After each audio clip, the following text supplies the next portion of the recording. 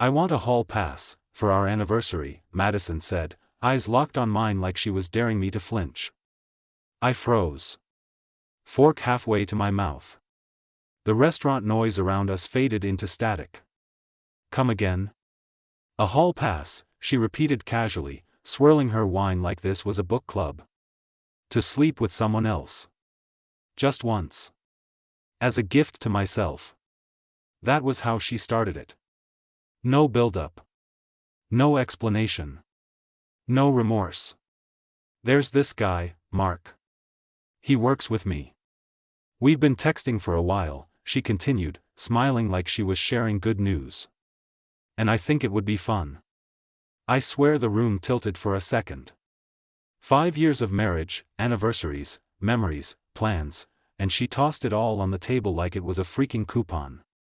I didn't say anything. I just stared at her. Blonde hair curled perfectly, red lipstick flawless, that dress I bought her last year hugging her body, and every inch of her dripping with betrayal. If it makes you feel better, you can do the same, she added, as if she was being generous. That's fair, right? Equal freedom? My blood was boiling, but I stayed silent. I didn't make a scene. Not yet. I wanted to understand what kind of twisted world she was living in where adultery was a celebration and cheating was now a gift. She leaned back in her chair and sipped her wine like nothing had happened. It's not even cheating, she added. You know about it. That's what makes it reasonable. That word, reasonable, nearly made me snap. Like what she was doing was logical. Like my pain should have a price tag and her betrayal was a bargain. I left the restaurant without finishing dinner. That night, while she was in the bathroom texting Mark, I scrolled through our last few months in my head like security footage. All the late nights. All the new underwear she never wore for me. The sudden gym obsession. Her saying she needed space and wanted to explore more of herself. She wasn't exploring anything. She was preparing her exit while softening the landing with lies. I didn't sleep. I sat in the dark, staring at the ceiling, my jaw locked and fists clenched. She thought she had the upper hand. She thought I'd accept it, maybe even feel lucky she was being honest.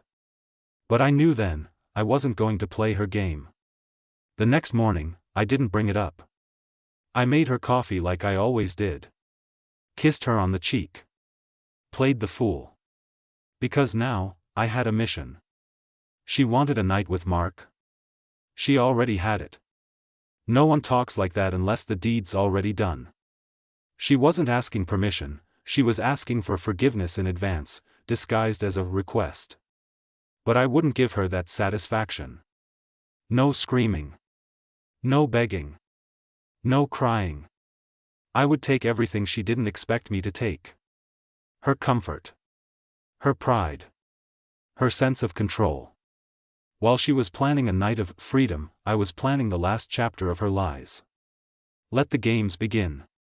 The next morning, Madison acted like everything was normal. She hummed while making avocado toast, wore her tightest gym leggings, and tossed a casual, "love you," over her shoulder before heading out to Pilates. I just smiled. Love you too. Inside? I was volcanic. But I stayed cool, calculating. I knew I couldn't confront her head-on yet. She was too slippery, twisting words, flipping blame. I needed proof. Not just for me.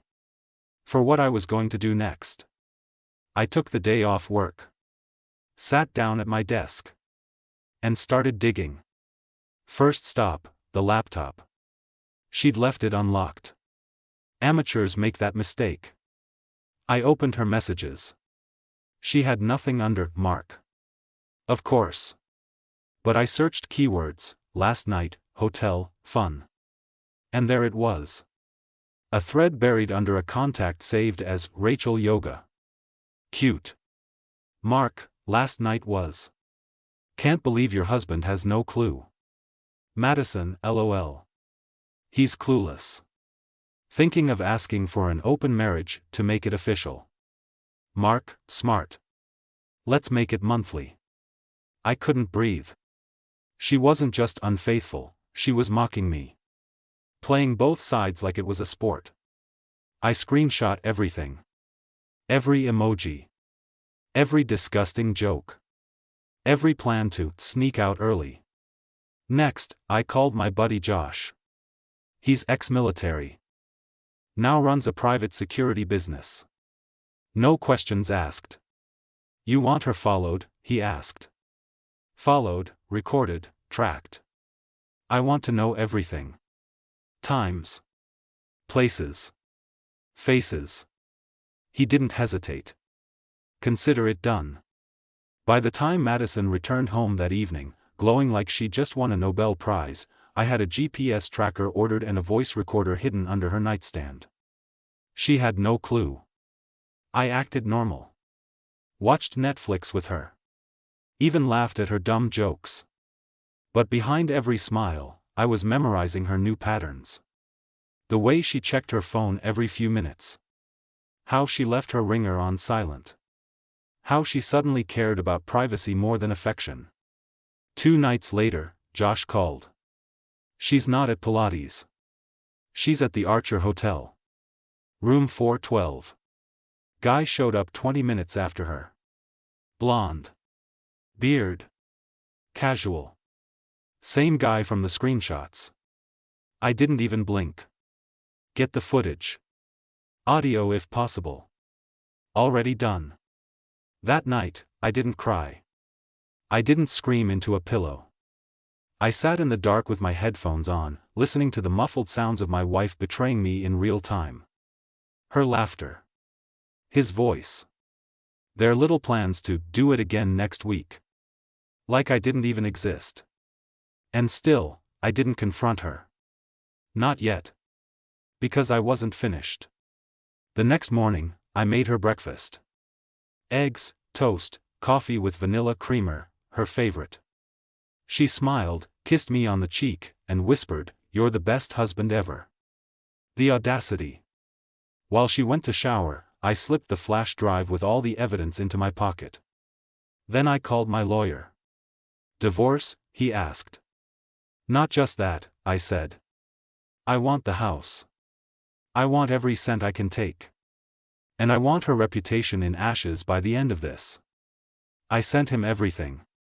The texts. The GPS logs. The hotel footage. He whistled. She's done. That night, she came home talking about going on a weekend wellness retreat. I smiled. Sounds great, babe. You deserve it. She grinned, thinking she'd won. But in 3 days, her world would fall apart. She just didn't know it yet. Friday afternoon rolled around, and Madison left with her little overnight bag, wearing yoga pants and that fake, "I'm healing my soul" look on her face.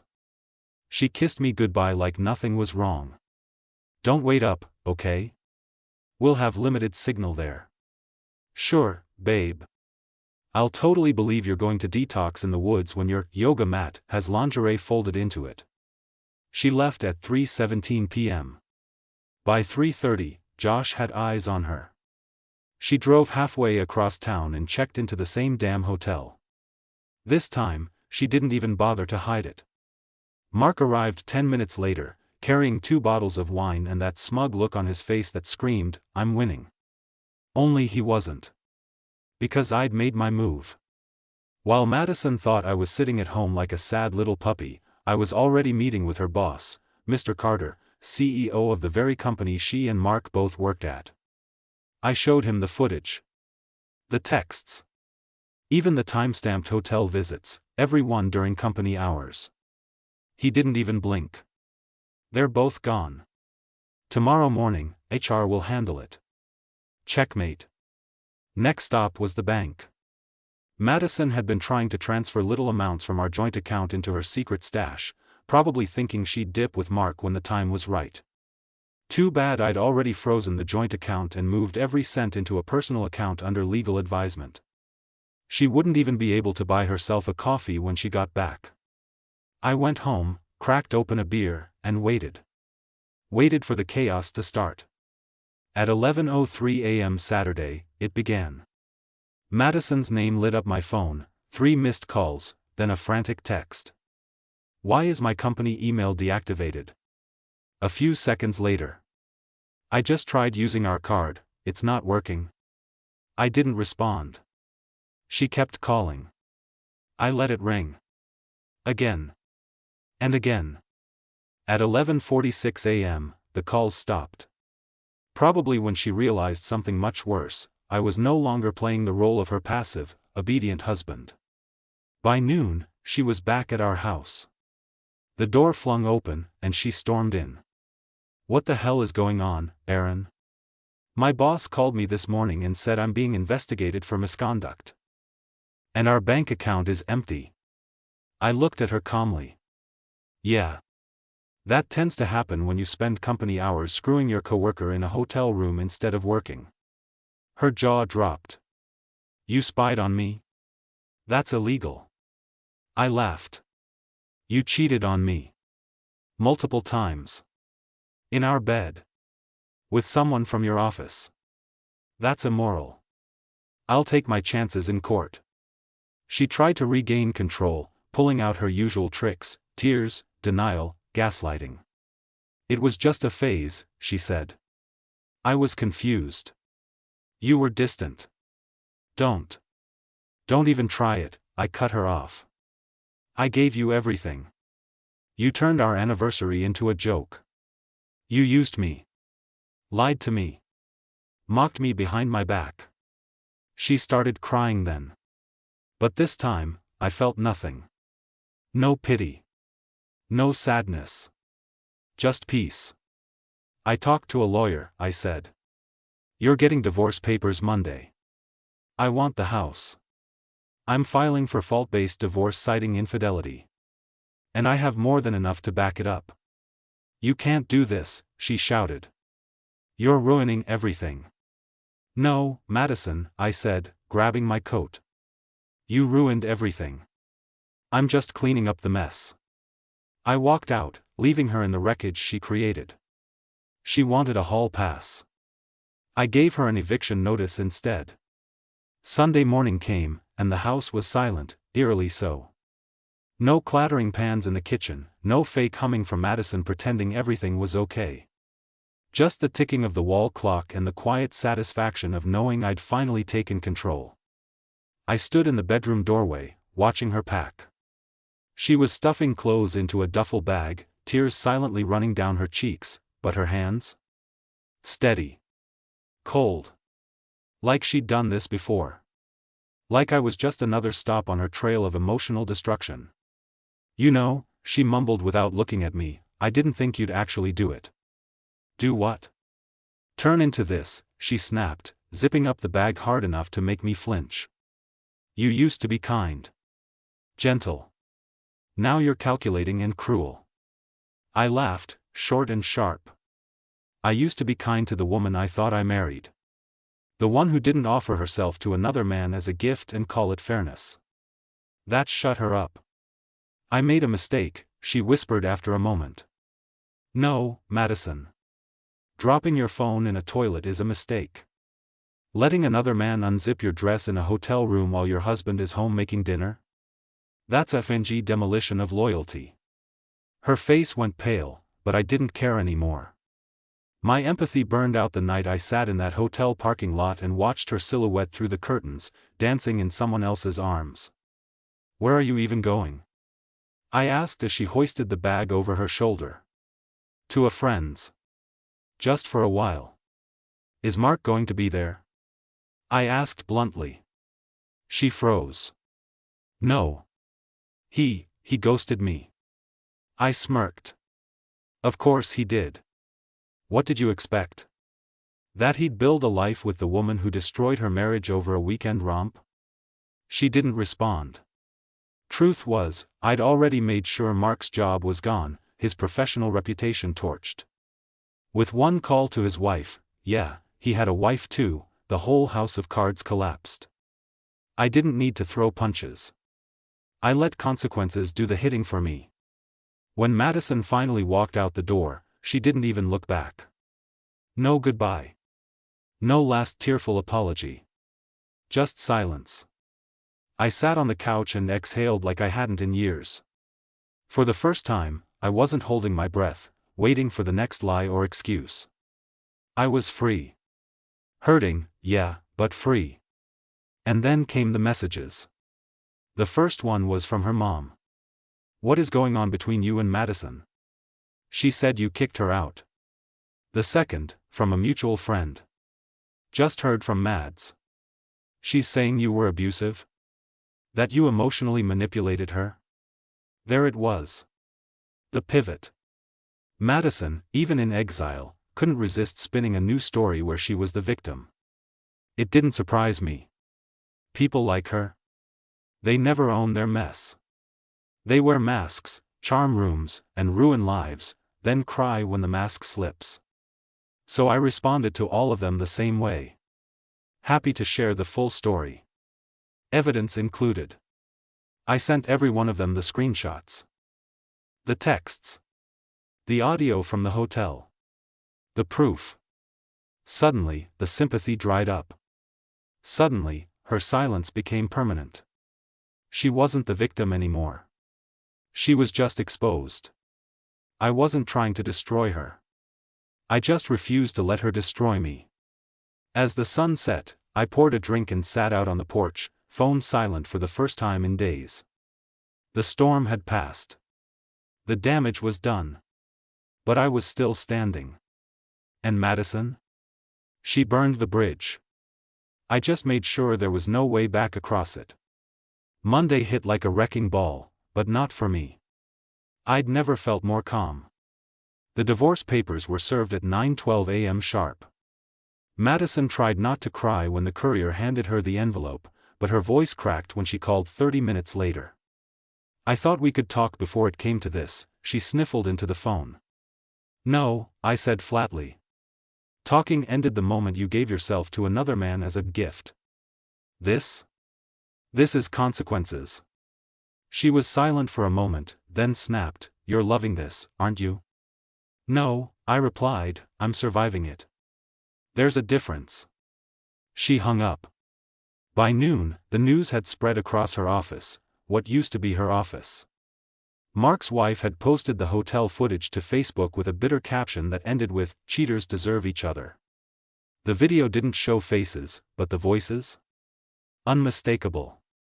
Madison's laugh had always been one of a kind, too bad it was now the soundtrack of her downfall. I didn't watch it again. Once was enough.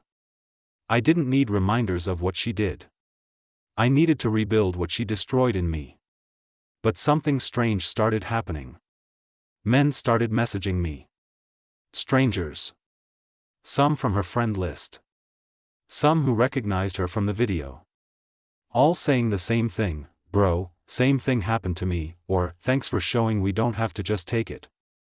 It was like my silence all these years had been shared by thousands, and now my voice became theirs too. And that's when it hit me, Madison didn't just break our marriage. She tried to break me. And I let her get away with it for too long. I started going to the gym again. Not for revenge. For me. I called my old college friends, the ones Madison always rolled her eyes at. "Too immature," she said. But now, laughing over beers with them, I realized she just didn't want me to be reminded of who I was before she caged me in gaslight and guilt. I redecorated the house, painted the walls, sold the bed we shared, burned the sheets for good measure. Every piece of her I could erase, I did. Not out of hatred. Out of healing. One night, I found an old box buried deep in the closet. Inside were letters. Real ones. From our first year of marriage. Promises scribbled in ink that now read like fiction. "I'll never lie to you. You're the only man I'll ever want. Forever means forever." I lit them on fire in the fireplace. Watched the smoke swirl and vanish. Just like her promises. But not everything was pain. One morning, I stood in front of the mirror and saw someone I hadn't seen in years. Clear eyes. Steady hands. Shoulders back. The man I used to be, the man I was before Madison taught me to doubt myself, he was back. I wasn't angry anymore. I was awake. People think betrayal breaks you. But if you survive it, if you face it without flinching, it forges something sharper than steel. I didn't just survive Madison. I outgrew her. She thought she was upgrading when she reached for Mark. What she didn't know is that she wasn't the prize. I was. And she lost me. Forever. It had been a few weeks. The dust had mostly settled, the fire reduced to glowing embers. Madison was out of the house, out of my account, out of my mind, almost. Until she texted. Can we meet? Just talk. No drama.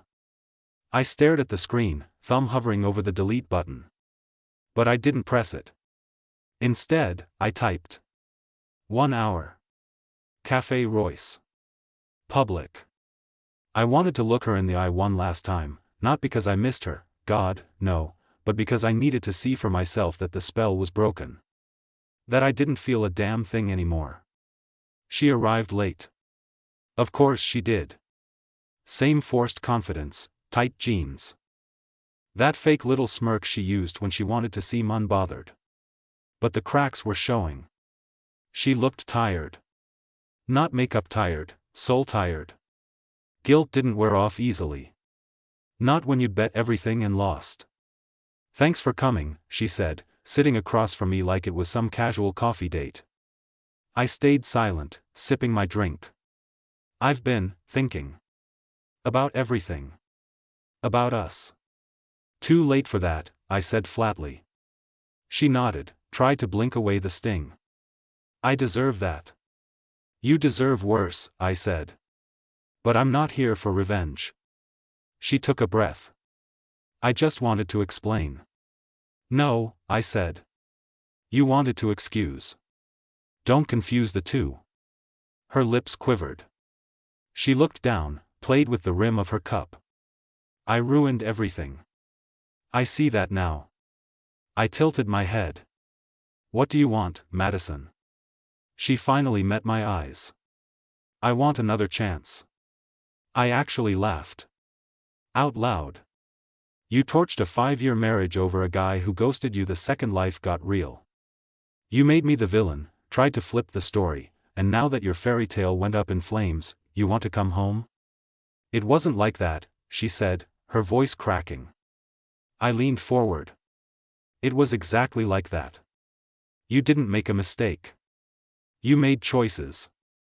And now you're facing the result. She looked like she wanted to argue. But she didn't. Because deep down, even she knew it was true. Do you remember what you said to me? I asked. She blinked. Anniversary dinner. You looked me in the face and said, you can do the same. Like I was supposed to thank you for the opportunity to whore myself out just to keep things equal. That was the moment I stopped loving you. Tears welled in her eyes. But I didn't care anymore. I wasn't here for her healing. I was here for mine. You made me feel small. Unworthy. Replaceable. But I'm not, I said. You had gold, and you traded it for cheap glitter. That's not on me. She wiped her eyes. So that's it? I stood up, grabbed my keys. That was it. This? I said, gesturing between us. This is just me making sure you understand, you don't get to rewrite the ending. She didn't follow me out. She didn't call after me. She just sat there, broken, humiliated, and finally, alone. And me? I walked out of that cafe like a man reborn. No guilt. No chains. No questions. I had buried the past, looked it in the eyes, and told it to stay dead. And it listened. A month after that final cafe conversation, I'd moved on, not just from Madison, but from the version of myself who tolerated half-truths, excuses, and emotional starvation. I had a new routine. Early workouts. Work meetings with real focus. Nights spent doing things I actually enjoyed, without walking on eggshells. But Madison? She didn't vanish. People like her never do. They linger. Not out of love, but ego. Her messages came in waves. First silence, then guilt, then begging. When that didn't work, she tried anger. Screenshots from our past, desperate calls from blocked numbers, even a fake emergency text about her being sick and alone. She wanted me to break. To need her again. But I wasn't the man she once twisted around her finger. I didn't answer. Then, one day, I got a message from her best friend, Claire. "You need to see this." Attached was a photo. Madison, crying in a bathroom stall, makeup smeared, eyes red. She'd been fired from a new job after rumors followed her. Word spreads fast in a professional community, especially when your name is attached to infidelity scandals and HR complaints. Apparently, Mark had dumped her for good. Not just ghosted, he'd blocked her on everything, moved cities, and got back with his wife. Madison was a ghost chasing a man who'd already forgotten she existed. And here's the kicker, Claire told me Madison was now telling people I cheated. That I ruined her life. That's when I knew, she wasn't just broken. She was dangerous. And I wasn't going to let her rewrite the narrative again. So I did something I hadn't planned to do. I told my story. I made a video. Raw. Direct. No names. No slander. Just facts. I talked about what it feels like to be betrayed by the person you loved most. About manipulation dressed up as love. About how hard it is for men to speak when society mocks them for feeling anything at all. And about how surviving betrayal doesn't just mean moving on, it means reclaiming your identity. It went viral in 2 days. Tens of thousands of comments poured in. Men. Women. People who had been used, discarded, emotionally gutted and told to get over it. I wasn't alone, and neither were they. Madison saw the video. She had to. She didn't message me about it, but I saw her name pop up in the comments section under a fake account. Accusing. Playing victim. But her lies didn't land anymore. People knew. People saw. Her manipulation. Exposed. My pain. Validated. And the best part? I didn't have to do anything else. Truth stood tall on its own. Her army of enablers? Gone. Her narrative? Burned. And me? I was more alive than ever. I started getting invitations to speak, podcasts, interviews, panels. Men thanking me for putting into words what they'd been ashamed to admit for years. I wasn't chasing revenge anymore. I was building something better. Madison thought she'd left me broken in the ruins of our marriage. But what she really did, was light the match that forged a new version of me. A man who knows his worth. A man who doesn't settle. A man no one walks over again. It's been a year now. A full year since Madison sat across from me at that candlelit table, dropped a betrayal disguised as a gift, and shattered everything we'd built. A year since I discovered who she really was, and more importantly, who I had become in that toxic silence. A lot can change in 12 months. The house? Still mine. But different now. The colors are warmer. The photos on the wall are of people who stayed, not the ones who lied. There's laughter in the rooms again, not forced, not faked. Just real peace. The kind that doesn't whisper, "Watch your back," every time someone smiles. Madison's chapter in my life is closed. And locked. And buried. She tried a few last gasps, of course. Emails saying she missed me. DMs pretending she wanted to make peace. One long letter claiming she had healed and forgiven me. Forgiven me. I didn't reply. Didn't even finish reading it. Because it didn't matter anymore. I didn't need her closure. I'd already written my own ending. And it wasn't a tragedy. If anything, it was the start of something far better than the mediocre script she left behind. I've met someone new. No, it wasn't fast. I took my time. Rebuilt my sense of self first. But eventually, someone came along who didn't treat love like a game of leverage. Someone who didn't flinch when I spoke honestly. Someone who knew how to give without keeping score. She knows about Madison. Not the gossip, not the viral video. The real story. And she didn't pity me. She respected me. There's a difference. The world tries to tell men not to feel. Not to talk. That heartbreak makes us weak. But they're wrong. Real strength? It's found in facing the knife in your back, pulling it out yourself, and walking forward anyway. I look back sometimes, not with regret, but with clarity. Madison wasn't the storm. She was the lesson. And damn, was it brutal. But I needed it. I needed to be broken to understand what real peace feels like. I needed betrayal to recognize loyalty. I needed a woman who faked love to know what true love is supposed to look like.